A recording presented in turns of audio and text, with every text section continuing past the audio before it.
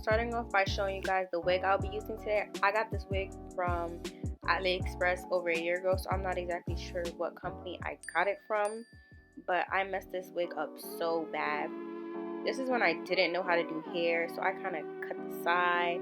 There's holes in it. So basically, I'll be bringing this wig back to life today. Alright, you're going to start off with getting a foundation color, a powder color, anything that matches your color or close to your color. I got mine from my local beauty supply store. You guys can do the same, or you can use the foundation you use on your face. When you're done covering the wig cap with the foundation, you can then start applying your wig to your head.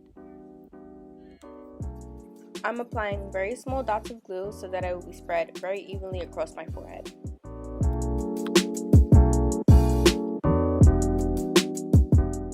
I continue blow drying until the glue becomes clear, and then I start applying a new set of glue. Once the glue is clear, you can start pulling your wig into place. Right now, I'm just taking out a few front pieces so I can lay it down for baby hairs.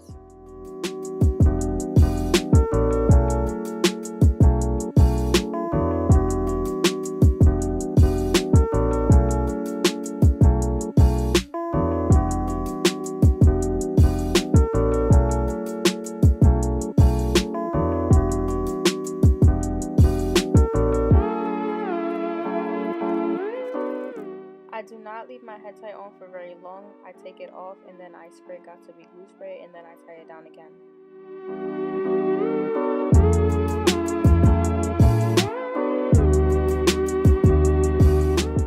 While I wait for the glue to dry, I like to hot comb the front pieces of my hair so that when I take off the elastic bands, everything is laid and flat.